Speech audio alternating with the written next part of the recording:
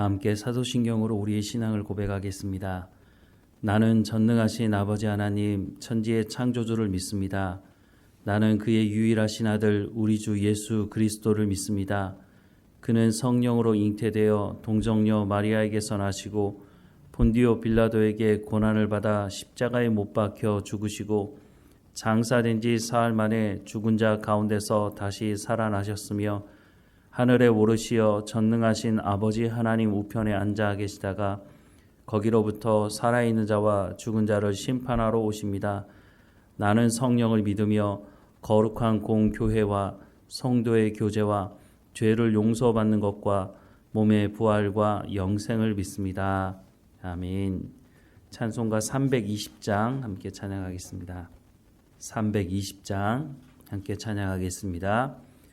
나의 죄를 정케 하사 주의 일꾼 삼으신 구세주의 넓은 사랑 항상 찬송합니다. 나를 일꾼 삼으신 주 크신 능력 주시고 언제든지 주 뜻대로 사용하여 주소서. 내게 부어주시려고 은혜 예비하신 주의 은혜 채워주사 능력 있게 하소서. 나를 일꾼 삼으신 주 크신 능력 주시고 언제든지 주 뜻대로 사용하여 주소서. 죄의 짐을 풀어주신 주의 능력 크도다. 나를 피로 사신 예수 내 맘속에 오소서. 나를 일꾼 삼으신 주 크신 능력 주시고 언제든지 주 뜻대로 사용하여 주소서. 주여 내게 성령으로 충만하게 채우사 생명수가 강물처럼 흐르게 하옵소서. 나를 일꾼 삼으신 주 크신 능력 주시고 언제든지 주 뜻대로 사용하여 주소서. 아멘. 오늘 하나님께서 우리에게 주시는 말씀은 요한복음 2장 13절에서 22절까지 말씀입니다. 요한복음 2장 13절에서 22절까지 말씀 우리 함께 읽겠습니다. 유대인의 유월절이 가까운지라 예수께서 예루살렘으로 올라가셨더니 성전 안에서 소와 양과 비둘기 파는 사람들과 돈 바꾸는 사람들이 앉아 있는 것을 보시고 노끈으로 채찍을 만드사 양이나 소를 다 성전에서 내쫓으시고 돈 바꾸는 사람들의 돈을 쏟으시며 상을 엎으시고 비둘기 파는 사람들에게 이르시되 이것을 여기서 가져가라. 내 아버지의 집으로 장사하는 집을 만들지 말라 하시니 제자들이 성경 말씀에 주의 전을 사모하는 열심히 나를 삼키리라 한 것을 기억하더라. 이에 유대인들이 대답하여 예수께 말하기를 내가 이런 일을 행하니 무슨 표적을 우리에게 보이겠느냐. 예수께서 대답하여 이르시되 너희가 이 성전을 헐라 내가 사흘 동안에 일으키리라. 유대인들이 이르되 이 성전은 46년 동안의 지었건을 내가 3일 동안에 일으키겠느냐 하더라. 그러나 예수는 성전된 자기 육체를 가리켜 말씀하신 것이라. 죽은 자 가운데서 살아나신 후에야 제자들이 이 말씀하신 것을 기억하고 성경과 예수께서 하신 말씀을 믿었더라. 아멘. 오늘 본문 말씀은 예수님께서 성전을 깨끗하게 한 성전 청결 사건이었습니다. 복음서에 보면 이 내용의 말씀들을 다 기록하고 있는데요. 예수님께서 성전을 성결하게 한 이 사건이 한 번만 있었는지 아니면 2번 이상 있었는지 학자들의 주장마다 다릅니다.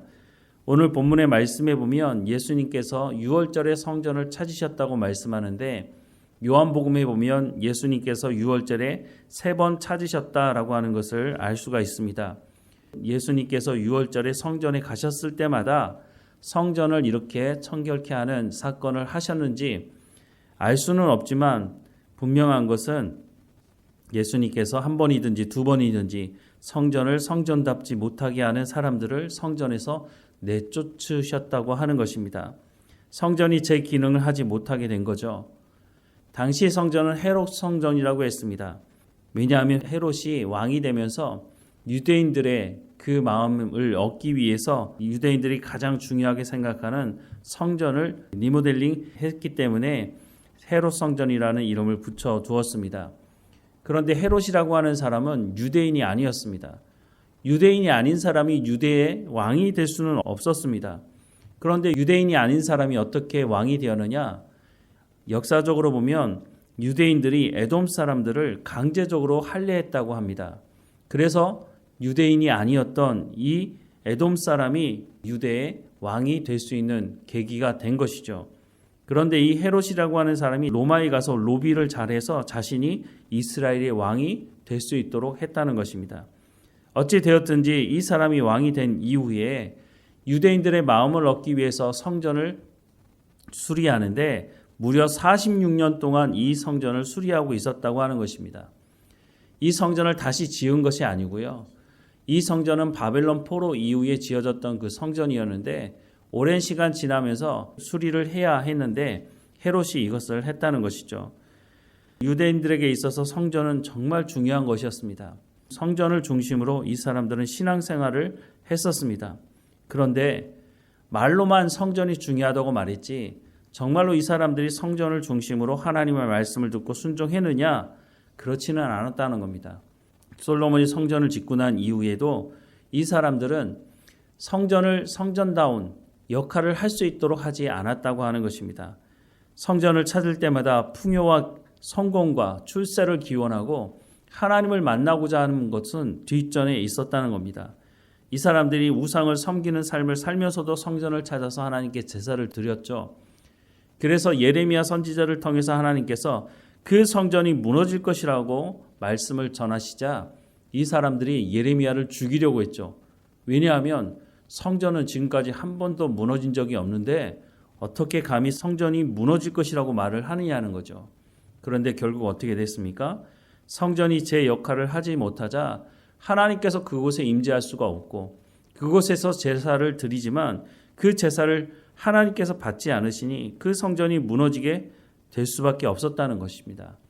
바벨론 포로로 붙잡혀가면서 결국은 성전이 무너지게 된 것을 이 사람들이 직접 목격하게 됐습니다. 70년 포로 생활을 마치고 돌아왔을 때 다시 성전을 짓게 됩니다. 그것을 수룹바벨 성전이라고 하죠. 수룹바벨을 중심으로 성전을 지었기 때문에 그렇게 이름을 붙입니다. 성전을 다시 짓게 되었을 때만 하더라도 우리가 새로운 마음을 가지고 신앙생활 잘 해보자 하는 마음이었을 것입니다. 그런데 성전을 짓고 얼마 되지도 않아서 이 사람들은 여전히 예전과 같은 삶으로 돌아가고 말았습니다. 그래서 말라기 선지자를 통해서 말씀하시는 것을 보면 성전에서 성전을 섬겨야 되는 레위 사람들, 제사장들이 성전에 보이지 않은 것입니다. 왜냐하면 백성들이 11조를 드리지 않으니까 레위 사람들도 제사장들도 먹고 살아야 되지 않겠습니까? 그러니 성전을 떠날 수밖에 없었습니다. 그래서 하나님께서 말라기 선지자를 통해서 너희가 어찌 하나님의 것을 도둑질하느냐 하면서 11조를 드려보라고 그래서 성경에 기록이 되어 있는 것이지 11조를 드리면 하나님께서 복을 주시겠다 하는 그런 의미로 말씀하신 것은 아니었다고 하는 것을 성경은 말씀하고 있습니다. 이렇게 시간이 흘러서 예수님 시대가 되었지만 여전히 성전은 제 역할을 하지 못하고 있었다는 것을 말씀하고 있습니다. 14절부터 16절 말씀해 보면 성전 안에서 소와 양과 비둘기 파는 사람들과 돈 바꾸는 사람들이 앉아 있는 것을 보시고 노끈으로 채찍을 만드사 양이나 소를 다 성전에서 내쫓으시고 돈 바꾸는 사람들의 돈을 쏟으시며 상을 엎으시고 비둘기 파는 사람들에게 이르시되 이것을 여기서 가져가라. 내 아버지의 집으로 장사하는 집을 만들지 말라라고 말씀을 하시고 있습니다. 예수님께서 왜 이렇게 하셨을까요? 성전이 제 기능하지 못하고 있는 것입니다. 성전에서 제사를 드려야 되니까 양 파는 사람, 소 파는 사람이 있어야 되는 것 너무 당연한지도 모르겠습니다. 또 성전에서만 사용하는 돈이 있으니 로마에서 사용하는 돈을 가지고 있는 사람은 환전을 해야 하겠죠. 너무 당연한 것이지만 이것이 그냥 예수님께서 말씀하시는 것은 이 사람들이 성전을 장사하는 곳으로 만들었다고 말하고 있습니다. 이 말은 이 사람들이 성전에서 많은 이익을 취할 뿐만 아니라 이 사람들이 여기서 장사하려면 누구에게 잘 보여야 되겠습니까? 당시 종교 지도자들에게 잘 보여야 하지 않겠습니까? 그런데 말로만 잘 보이면 됩니까? 서로 오고 가는 물질이 있었다는 것이죠. 성전을 중심으로, 성전이라고 하는 건물을 중심으로 각각 자신들의 탐욕을 채우는 그런 장소로 사용하고 있었다고 하는 것입니다. 성전에 예배하러 오는 사람들조차도 성전에 와서 하나님을 만나고 하나님을 예배하려고 하는 것이 아니라 자신들의 출세나 풍요를 위해서 성전을 찾았다고 하는 것입니다. 그러니 성전이 제대로 된 역할을 하지 못하니까 어떻게 하신다고요? 성전을 헐라고 예수님 말씀하십니다. 그러면서 예수님 뭐라고 말씀하십니까? 자기가 부활하여서 예수 그리스도를 믿는 사람들, 성령의 체험을 한 사람들, 그 사람들 안에 임하는 성전, 성령이 임하는 그 성전을 예수님께서 세우실 것을 말씀하고 있는 것입니다. 오직 하나님의 말씀을 듣기를 사모하며 하나님 말씀 듣기를 소망하고 하나님 말씀을 듣고 순종하는 사람들을 통해서 예배하는 시대가 열릴 것이다 라고 하는 것을 예수님께서 성전을 헐라고 하시면서 말씀하고 있다고 하는 것입니다. 사랑하는 여러분, 예수님께서 이 땅에 오신 목적이 바로 이거 아닙니까? 예수님께서 십자가에 못 박혀 죽으심으로 말미암아 하나님과 사람 사이에 깨어진 관계, 그 죄의 문제를 해결하시고 우리가 하나님 앞에 예배하는 자로 부름받게 하셔서 우리가 예루살렘을 찾지 않아도, 예루살렘에 가지 않아도 이 땅에서 예수님을 영접한 우리가 하나님을 예배할 수 있도록 하신 것 아니겠습니까? 우리가 왜 교회로 모입니까?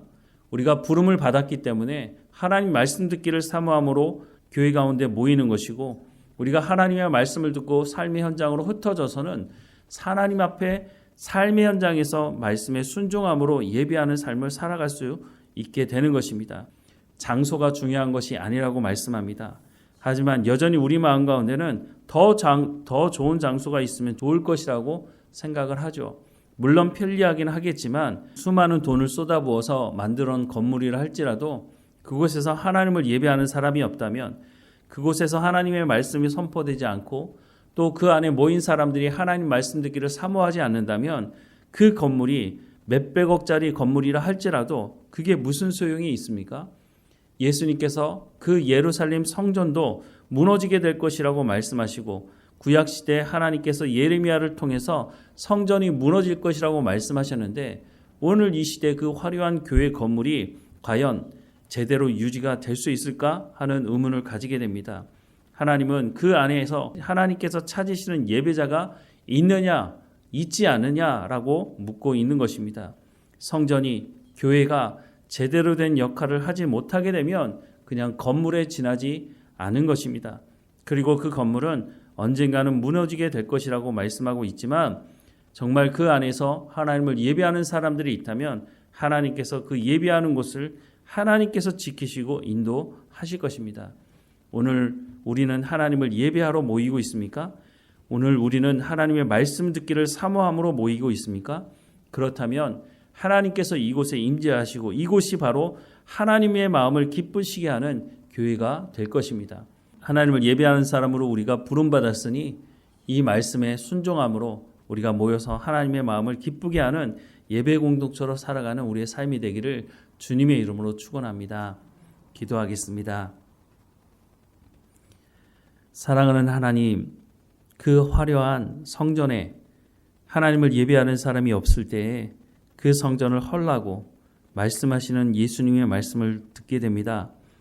우리가 교회로 모여서 하나님을 예배한다고 말하는데 정말로 우리의 마음 가운데 하나님의 말씀 듣기를 사모함으로 예배 가운데 나오고 있는지 우리의 삶을 돌아보게 하시고, 하나님, 우리가 이곳에서 예배할 때에 하나님 말씀 듣기를 사모함으로 모이게 하시고 하나님의 말씀이 선포되는 이 장소가 되게 하시며, 또한 하나님의 말씀을 들었다면 우리의 삶의 현장으로 돌아가서 가정에서, 일터에서, 우리가 살아가는 어느 곳에서든지 간에 그곳에서 하나님의 말씀을 이루어가는 예배자로서의 삶을 살아갈 수 있도록 하나님 은혜를 허락해 주옵소서. 우리가 모일 때마다 하나님의 은혜가 부어지는 장소가 되게 하시고 하나님의 임재로 말미암아 우리가 위로받으며 회복되며 하나님의 말씀을 통해서 하나님을 더 깊이 알아가는 이 예배의 장소가 될 수 있도록 하나님이 인도해 주옵소서. 성도들 한 사람 한 사람마다 지켜주시고 그 마음 가운데 성령의 충만함으로 하나님의 말씀 듣기를 사모할 뿐만 아니라 그 말씀을 들었을 때 깨달아 알게 하시며 성령의 열매를 맺어가는 삶의 현장이 될 수 있도록 하나님 다시 한번 은혜를 우리 가운데 부어 주옵소서. 이 시대에 하나님께서 찾으시는 예배자가 바로 우리라고 고백하며 하나님의 마음을 기쁘시게 하는 교회 공동체가 되어지도록 하나님 은혜를 허락해 주옵소서. 하나님, 날마다 우리의 삶을 주관하시고 인도하시는 것 감사하고 예수님의 이름으로 기도드립니다. 아멘. 하늘에 계신 우리 아버지, 아버지의 이름을 거룩하게 하시며 아버지의 나라가 오게 하시며 아버지의 뜻이 하늘에서와 같이 땅에서도 이루어지게 하소서. 오늘 우리에게 일용할 양식을 주시고 우리가 우리에게 잘못한 사람을 용서하여 준 것 같이 우리 죄를 용서하여 주시고 우리를 시험에 빠지지 않게 하시고 악에서 구하소서. 나라와 권능과 영광이 영원히 아버지의 것입니다. 아멘.